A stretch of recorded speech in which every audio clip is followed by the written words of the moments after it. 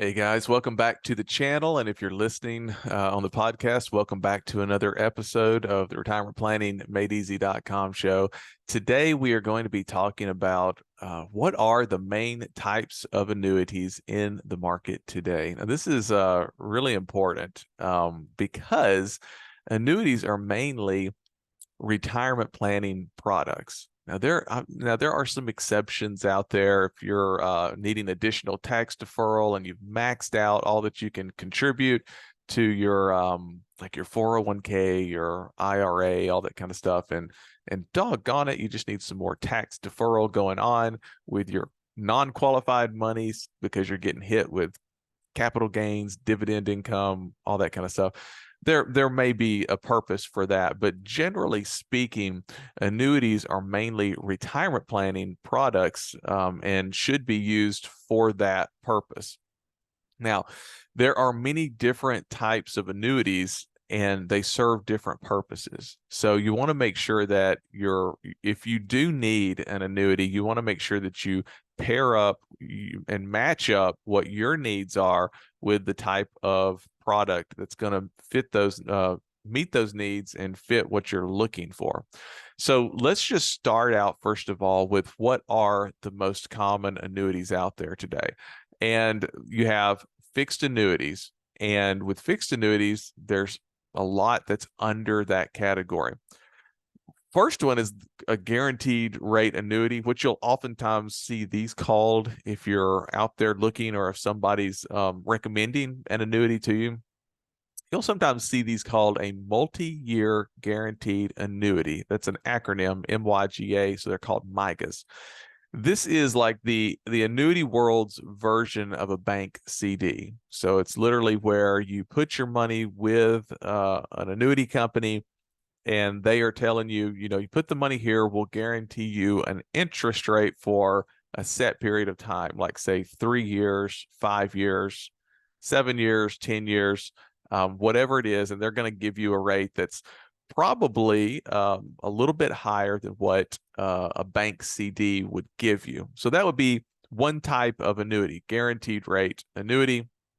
Another one would be the fixed index annuity, and that's the type of one where the interest that it earns is really determined based on an index. So a lot of them will use, and I'll just use this as an example, something like the S&P 500. That would be a very common index that a fixed index annuity would use to credit interest to your account. And it may work something like this. The index has what's called a cap on it, like let's say it's a 6% cap, 7% cap.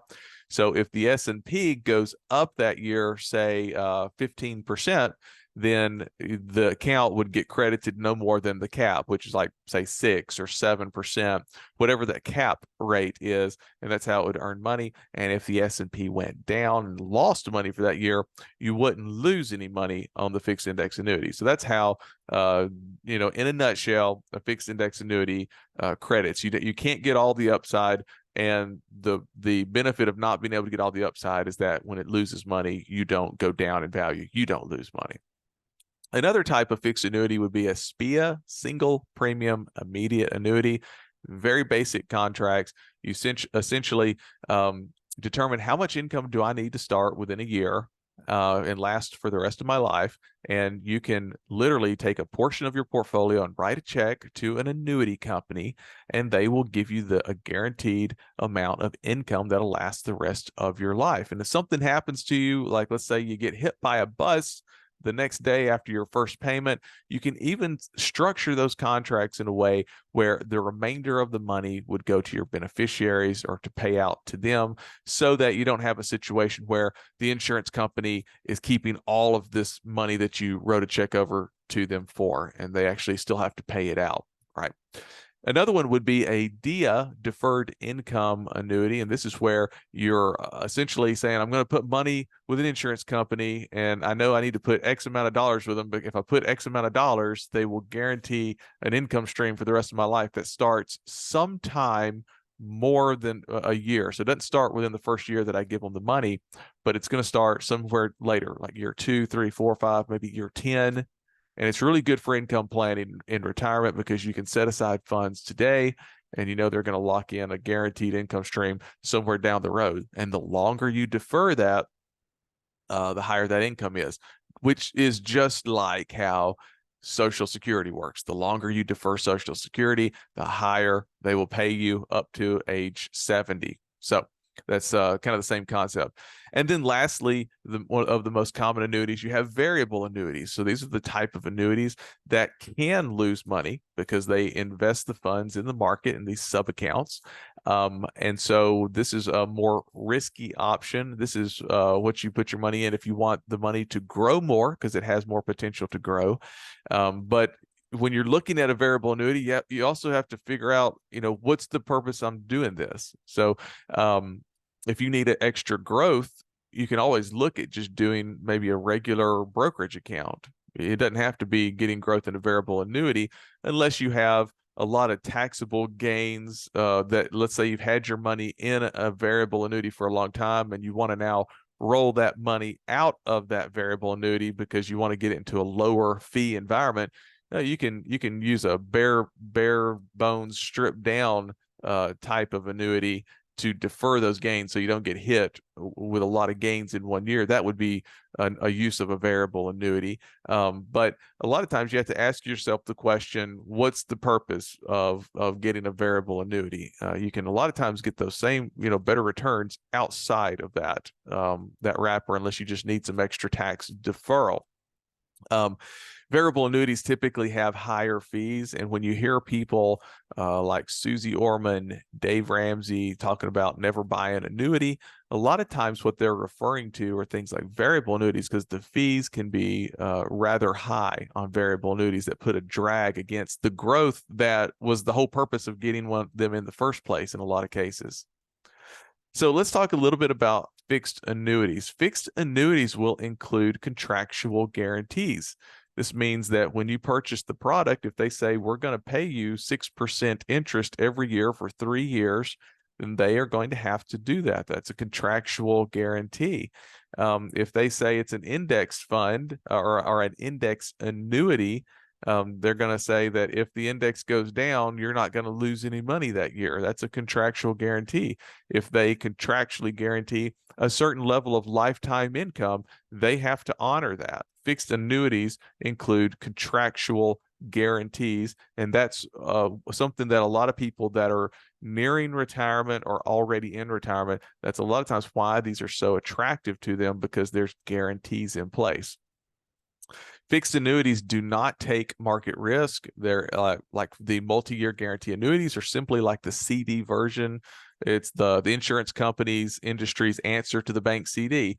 It's not market-based. It's a guaranteed rate. Even the ones that track an index, like the S&P 500, a fixed index annuity, it's that fixed. That word fixed means that if that market goes down, the value of your account does not go down. And if it goes up, you don't get all the gains, but you get some of them, but you can't lose. It doesn't go down because it's not actually invested in the market. They are not high growth potential products. So if you're thinking about a fixed annuity because you think you're going to be getting like 12, 15% gains every year on these, that's really not what these things are made for, and you're going to be disappointed. They're really made for the more conservative portions of your portfolio, the parts where you say, I don't want to take a lot of risk with this portion of my portfolio. I'm fine with this other portion here, taking more long-term risk and having more growth potential over the next 10, 15 years. But for this other money, I want it to be more conservative and allocated in a more safer manner. So that's what they're really used for. And that's what you should be looking at and have that going on in your mind, thinking that when you're looking to get a fixed annuity. Keep in mind that if something ever sounds too good to be true, it probably is. So if somebody's saying you can't lose any money in the market, but you can also gain like 15, 20%, just really crazy high numbers out there, just let that be a red flag to go up. That's really too good to be true. This is for, as I said earlier, for the more conservative portion of your portfolio. Okay. Now, with fixed annuities, you have the fixed rate annuity, that's the one where it's really the insurance industry's answer to the bank's CD, certificate of deposit, is where you can lock in a rate and they're contractually guaranteeing that they will pay you that interest rate on your money for whatever that time period is. It could be 3 years, 5 years, 7 years, 10 years, whatever you choose for that. That's how a fixed rate annuity works. The index annuity credits that interest to your account based on how an index performs. So these things can seem really complicated on the surface, but when you look kind of behind under the hood and see how they're working, what it is that you have an index. If that index goes up, then your account gets credited a portion of interest based on what it went up. So if the S&P went up, say 15%, but you have a cap that you can't exceed 7% on your fixed index annuity, then you're going to get 7% for that year. And the market for these, they have a lot of different indexes that they use. So it may not be the S&P. You can choose to have another index as well, if that's what you wanted. Now, one good thing about fixed index annuities also is that they can be used as a really good vehicle to attach an income rider to if you're looking for income guarantees. And so if you want income guarantees, a lot of times fixed index annuity can be used as an option to attach that rider to that. And at some point down the road, when you choose, it may be 5, 6, 7, 8, 9, 10, whatever it is that you say, I want to have income turn on at this time in the future, you can use a fixed index annuity to do that. Now, you also have SPIAs, single premium immediate annuities. These are real simple. You put the money in there with the insurance company, and it starts paying out the income within 12 months, within 1 year. That makes it classified as an immediate annuity. Very good income planning tool for retirees who are looking for additional guarantees.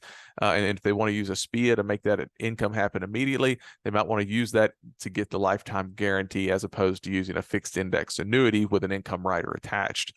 And then you also have DIA's deferred income annuity, which you put the money with it, and it's not going to start paying that lifetime income until a year has passed. So it's deferred, and then it starts paying at that point. Also, another good tool to be used for retirement income planning. Now, the other category we just talked about was variable annuities.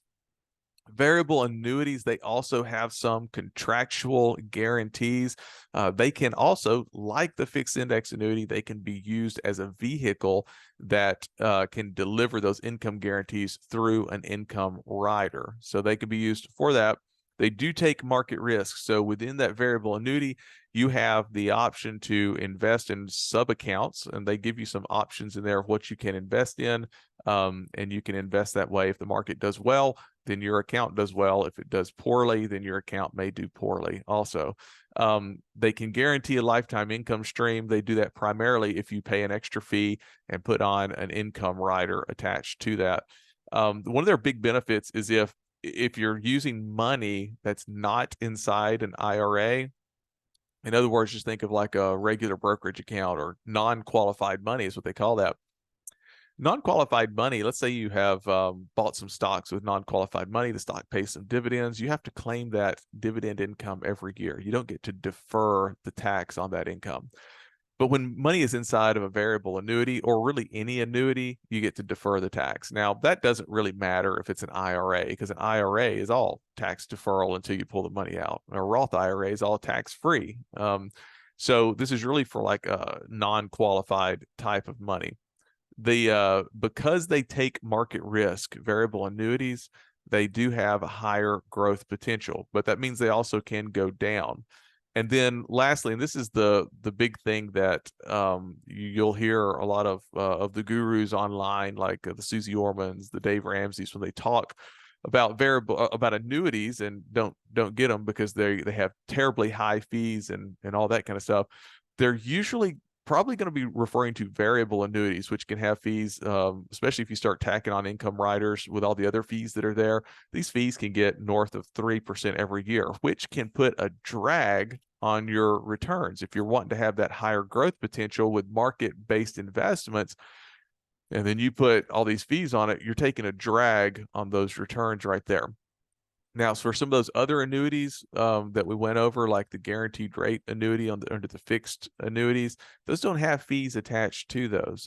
Fixed index annuities, they don't have fees attached to them unless you add a rider, like an income rider to it, and pay, roughly approximately 1% based on which company you go with on that.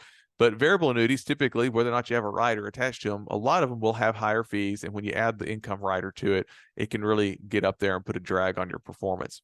So some of the key takeaways when you're thinking about if you are considering an annuity, or if you've talked with somebody who's proposing that might be good for your retirement plan, is start first with what you want your money to do for you. If you're wanting your money to take more risk and grow more, a variable annuity might be your option. But you might also want to consider, well, what if I just put the money directly, like in a brokerage account instead, and I just bought the index funds and things like that instead of putting it inside the variable annuity and paying those higher fees. That would be one example. If you're going to start with what you want the money to do for you, let's say I want the money to be protected. I want to protect my principal. I don't want to take any market risk, but I want to get some type of return off of it. Then you probably want to be looking at a fixed rate annuity, like a multi-year guarantee annuity. That's like the insurance company's answer to the bank industry's CD, where it's just going to guarantee you an interest rate for a certain time period.